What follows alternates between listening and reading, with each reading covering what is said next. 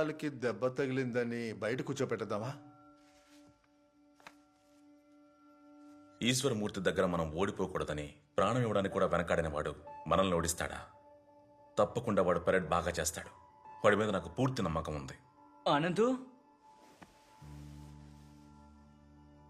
నువ్వు ఒక్కడివే నన్ను ఇంతగా నమ్ముతున్నావు. మా అమ్మకు కూడా నేనంటే నమ్మకం లేదురా. నేను పరేడు సరిగ్గా చేస్తున్నానో తప్పుగా చేస్తున్నానో ఆ విషయం పక్కన పెట్టు. ఈ మురళి బంటోడు పరిగెత్తలేడు. వాడుంటే మనం ఓడిపోతామని మన టీంలో ఒక్కడు అనుకున్నా మనం ఓడిపోతాం మావా. ఆ విధంగా మనం ఓడిపోకూడదు. నేను చిన్నప్పటి నుంచి సరిగ్గా ఏం పని చేయలేదురా.